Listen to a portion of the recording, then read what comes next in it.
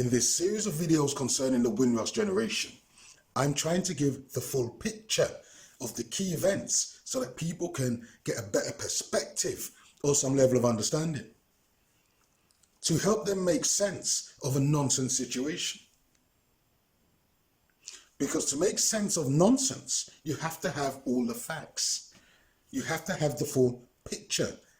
And to get the full picture, you have to look back in history.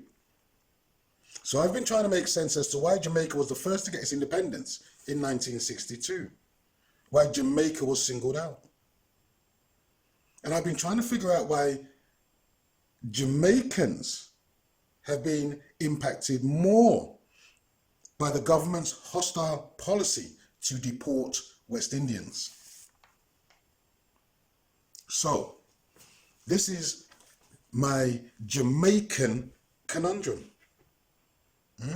Because before the discovery that Jamaica had put pressure upon the UK, I tried to reach a satisfactory conclusion as to why Jamaica was singled out. I thought it may have had to do with the history of Jamaica's fight against oppression. But people in the West Indies didn't have universal education until the 1940s. And any history they were taught centered on British history and the British Empire. So Jamaican education under colonial rule didn't teach Jamaicans about the Maroon War or any conflicts in Jamaica's history. And though the Jamaicans were never educated on the history of the people of the island, the colonial rulers knew the history. So I wondered if it was anything to do with the First Maroon War from 1728 to 39, where the Maroons defeated the British military over a 12-year campaign. And that the British had to concede defeat and offer a peace treaty, which Koch signed in 1939 and Queen Nanny in 1740. I wondered if it had anything to do with the Second Maroon War of 1795, because the British had broken the terms of the original treaty. Yet again, the British couldn't defeat the Maroons, so offered another peace treaty. Or was it because the Second Maroon War was a catalyst for uprisings across the Caribbean in 1795, in St. Lucia, St. Vincent, Grenada, Guyana, Dominica, and Cuba?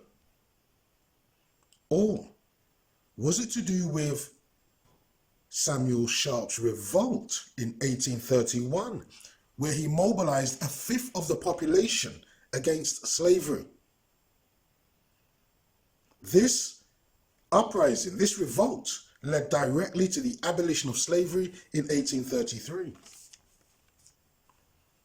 Or was it to do with the Morant Bay Rebellion of Paul Bogle in 1865, which led to a major political crisis in the UK? I even considered if it was the social unrest in Jamaica throughout the 1930s against poverty and injustice as a potential factor as to why Jamaica got singled out in the West Indies Bill and got offered their independence. I wondered whether there was some concern of the British government for social disorder in the Caribbean after introducing the law to stop black people coming to the UK. But that was never a consideration of the government. They had no concern other than a determination to exclude the Windrush generation. Their only concern was to stop black immigration, which in itself is a feature of every single election strategy for over 60 years. You see, controlling black immigration was their political goal in 1962. And in 1962, West Indians had no knowledge of historical conflicts in the West Indies. So why give Jamaica independence? You see, there was no universal education in Jamaica until the 1940s. Jamaicans didn't even get the right to vote until 1944. So despite the abolition of slavery 100 years before, the people never even had the right to vote. So, the UK government wasn't concerned about any ramifications in bringing in the Commonwealth Immigrants Bill, because Jamaicans didn't know their own history. They were kept uneducated and uninformed. The government wasn't concerned about any reaction to their anti-colour legislation, because they made no provision whatsoever to lessen the impact of such a brutal piece of legislation. They didn't care what happened to anyone in the Caribbean then, and they don't care now in deporting the Windrush generation after they have lived and worked and paid taxes and national insurance in the UK for 50 years. So, this was the source of my confusion. This was my Jamaican conundrum. Why exclude all the people but give independence to one island? And the largest possession too. But now we know the reason for this anomaly. Now we have context, and so we have understanding. It was because Jamaicans did again what they had done for centuries.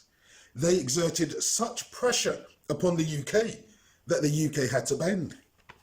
Throughout Jamaican colonial history, Jamaicans have put such stress, such pressure upon the UK that they caused the UK to buckle.